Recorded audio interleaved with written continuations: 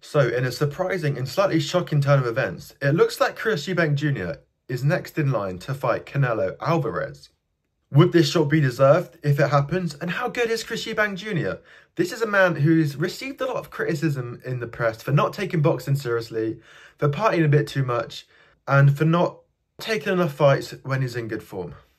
So let's go back and look at his career and try and figure out how good is Chris Eubank Jr.? What is his level? Does he have a chance against Canelo Alvarez? Or is he just an early man, losing to world-class operators? So, let's start with his form. What kind of form is Chris Eubank Jr. in? Well, it's strange to think about this because he hasn't fought in so long, but he is actually in quite good form. He's coming off one of his best wins against Liam Smith, where he's avenged a KO loss. Everyone wrote him off for the second Liam Smith fight, saying Liam Smith's going to do him again. He can't handle the weight. He's not good at middleweight. But Eubank Jr. completely outboxed Liam Smith in that fight. He put his punches together really well. All Liam Smith could do was cover up. And eventually Liam Smith was stopped. So he is in good form, Chris Eubank Jr., because his last fight was a redemption fight. He stopped the guy and he looked good doing it. But I think this is where the criticism of Chris Eubank Jr. comes into play. He's coming off one of his best ever wins and he's not fought in 9 months. Like, you can see why people are frustrated with him. He's got a lot of potential, but he doesn't seem to take boxing too seriously. A lot of people say he's only in it for the money, which I feel like it's a bit harsh, Like, if you're going to go and get punched in the face for 12 rounds, of course you're going to want to get paid a lot of money. And he has fought for world titles in the past. He lost to George Groves, who was the world champion at the time. And I think that fight took a lot out of him because he hasn't been quite as active since that fight. So, what are his other best wins? Well, in my opinion, apart from Liam Smith, his best wins are Liam Williams, Arthur Abraham, James DeGale. Against Liam Williams, it was sort of a similar thing against Liam Smith the second time. He just pits his punches together really well. He's a really good combination puncher. He just throws them at you. He comes onto you and he just pits his punches together. And like, all these guys could do was just cover up. Like, all the fight highlights was just them covering up. And you have to give Eubank Jr. a lot of credit for that, He comes forward, he puts it on him. He's a very exciting fighter. You never get bored in a Eubank Jr. fight. He's none of this, jab and move, hit, hug. He's an exciting fighter. He really puts it on these fighters. And I guess that's where the frustrating comes from. The guy could be such a star, but just isn't quite active enough. On the decline. Not quite a prime James DeGale. You could say the same thing about Liam Smith when he beat him in the rematch. Liam Smith wasn't the same fighter he fought in the first match because he'd had back surgery that really affected him because he had to postpone the second fight already. So I don't think Liam Smith was quite the same fighter in that second fight because of the back surgery. And you can say the same about DeGale, past his prime, an older version of him. But again, you can only beat the guy who's in front of you, right? So I give Eubank Jr. a lot of credit. He rocked a top fighter. DeGale has beaten the likes of Butte, Durrell. You have to give him credit for that. So let's move on. What are his best qualities? Well, he's a very tough bloke. He's got a very good chin. David Hayes said George Groves hits like a heavyweight, and George Groves couldn't knock him down. So he's tough. He has got a good chin. Obviously, he got stopped by Liam Smith the first time, but I feel like that was more down to the weight cut than him having a bad chin. Like, that weight cut, draining you like that. It just takes so much out of your punch resistance. As I said, Eubank Jr., a tough guy. He can put punches together really well. He's intense. He puts it on you, and he's always in entertaining fights. Like, I think as a fight fan, you prefer to see a guy who's lost a few times, but is in exciting fights rather than, some guy who's 20-0, but just jabs and moves the entire time, and it's like a bit of a snooze fest. So I don't mind a fighter with a few losses personally. I feel boxing is moving away from the Floyd Mayweather era of trying to be undefeated. And people just want to see exciting fights now. People want to see the best fighting the best. And thankfully, Saudi is putting that on for his boxing fans. So what are his weaknesses? Well, obviously, as I've already alluded to, inactivity is so frustrating, He's come off one of the best wins of his entire career against Liam Smith. And what's he done? He's taken 9 months off. Like, it's definitely frustrating. And as I said, I think the George Groves loss took a bit out of him. It was a world title fight. It was a war that he lost. And he has been inactive since then. Maybe he likes to party a bit too much. But yeah, that's definitely one of his weaknesses, like inactivity. Not taking it quite as serious enough. Going through his losses, so obviously he lost to Liam Smith, he's lost to George Groves, and he lost to Billy Joe Saunders.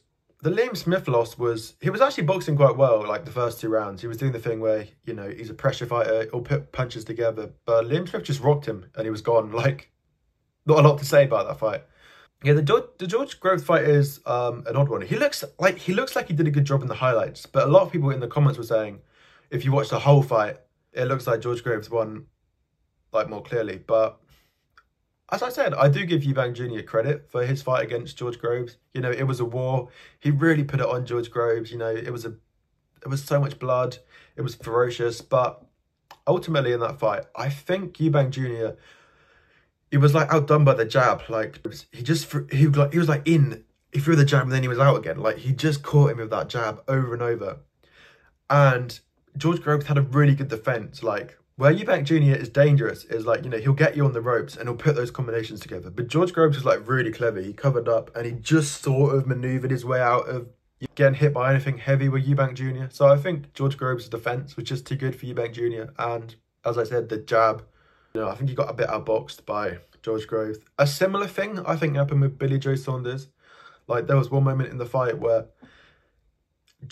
Billy Joe Saunders was just a bit too quick for him. Like, Billy Joe Saunders just got in and then he put his punches together and, like, it looked like Eubank Jr. was kind of sleeping a bit. So he can be a little bit weak to a jab. But as I said, these are really good fighters we're talking about. You know, these are, you know, the best of the best. You know, Billy Joe Saunders, George Groves. It's not necessarily just because Eubank Jr. is bad. You know, he's fighting good people. But if he wants to win, you know, a world title, and if he's going to beat CANELO, you know, he's got to be working on these things. But as I said, he's an entertaining fights, at least. It wasn't like he was, you know, thoroughly outboxed or embarrassed by any of these guys, you know. They were competitive fights. It looked like he could have won them, but just didn't quite have enough on the day. Yeah, I think another criticism you could say is it looks like he leaves it too late in fights.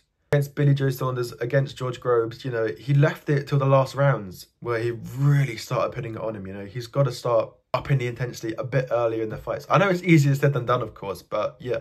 What about advantages? Does he have any advantages if this fight with CANELO works out well? I think super middleweight would suit him. Well, I guess another weakness is, like, his weight has just been all over the place. It was super middleweight, then it was like middleweight. But it's not like, you know, most fighters, they'll start at middleweight and then they'll go up. But he's been a little bit all over the place. And I think it takes a toll on your body. Because obviously when you drop a lot of weight, your punch resistance goes. And then when you put on weight again, your body's confused.